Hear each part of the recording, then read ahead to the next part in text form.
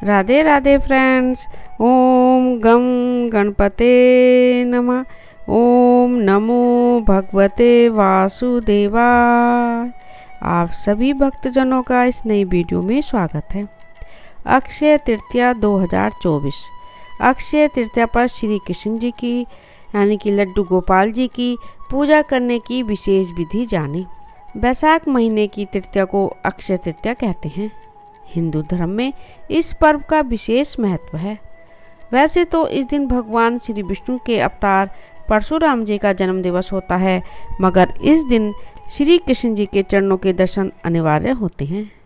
श्री कृष्ण जी की नगरी वृंदावन नगरी में इस दिन भक्तों की भीड़ केवल बांके बिहारी जी के चरणों के दर्शन के लिए पहुंचते हैं, जबकि यह सभी के लिए आसान नहीं है कि वह बांके बिहारी जी के दर्शन के लिए वृंदावन पहुंच सके। ऐसे में आपके घर में यदि लड्डू गोपाल जी विराजमान हैं तो उन्हीं के चरणों के दर्शन कर सकते हैं।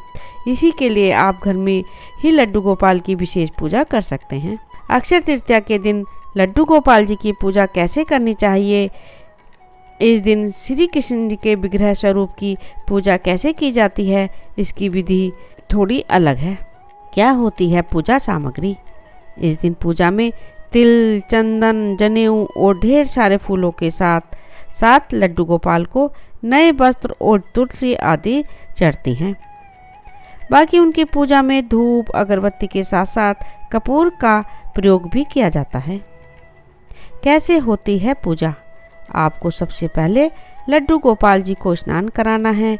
इसके लिए आपको दूध, शहद, दही, गंगाजल और घी की आवश्यकता पड़ेगी। फिर आप लड्डू गोपाल के चरणों में ढेर सारा चंदन का लेप लगाएं। यह उनको ठंडक पहुंचाता है और इसकी सुगंध से लड्डू गोपाल बहुत अधिक प्रसन्न हो जाते हैं। इसके बाद उन्हें जनेऊ और काले तिल चढ़ाएं, उनके पैरों को फूलों से ढक दें। इसके बाद आप उनकी आरती करें, साथ ही उन्हें नए वस्त्र और आभूषण भी पहनाएं। यदि आप इस तरह से अक्षय तृतीया वाले दिन लड्डू गोपाल जी के दर्शन करते हैं तो आपको बहुत अधिक लाभ मिलता है। हो सके तो इस दिन लड्डू गोपाल को पीला श्रृंगार करना चाहिए और प्रसाद में उन्हें पीले पेड़े या लड्डू का भोग लगाएं और भोग में तुलसी जी रखना न भूलें।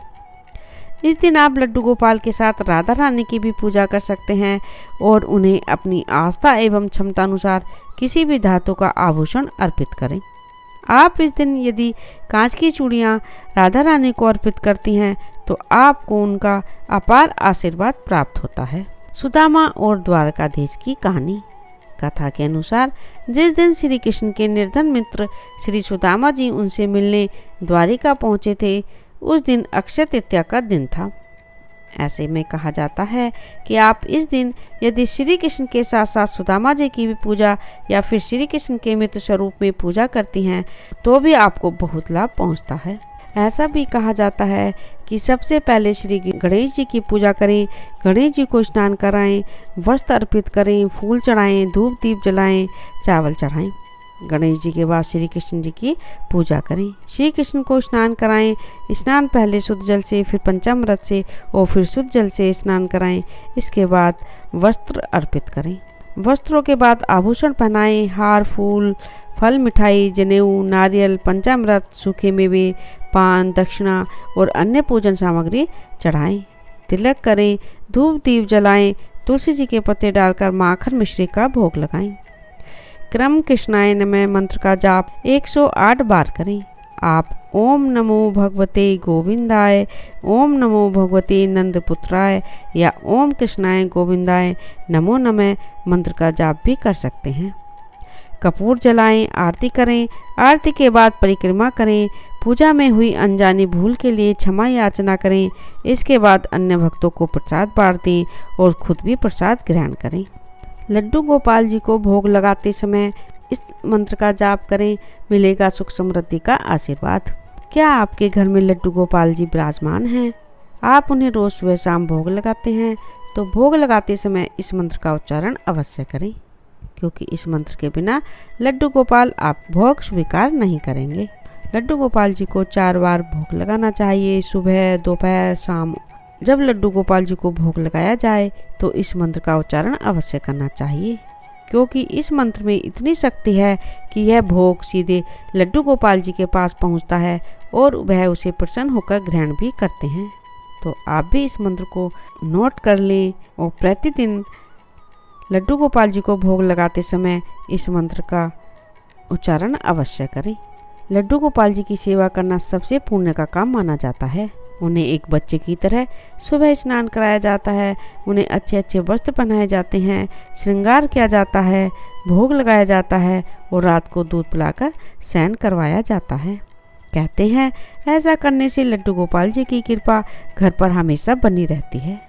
लेकिन अधिकतर लोग लड्डू गोपाल जी के सामने ऐसे ही जाकर भोग रख देते हैं, जबकि लड्डू गोपाल को भोग लगाते समय आपको इस मंत्र का जाप अवश्य करना चाहिए। त्वदीयं वस्तु गोविंद त्वभ्यं समर्पये ग्राणे सम्मुखो भूत्वा प्रसीद परमेश्वर। अर्थात इस मंत्र का अर्थ है कि हे श्री कृष्ण, मेरे पास जो भी है वह सब आपका ही दिया हुआ है भगवान, और अब मैं उसी को भोग के स्वरूप में आपको अर्पित कर रहे हैं, कृपया इसे ग्रहण करें। राधे राधे। ओम नमो भगवते वासुदेवाय। यदि आपने इस चैनल को अभी तक सब्सक्राइब नहीं किया है तो प्लीज़ सब्सक्राइब करें, प्लीज़ ज़्यादा से ज़्यादा शेयर करें, लाइक करें, कमेंट करें। धन्यवाद।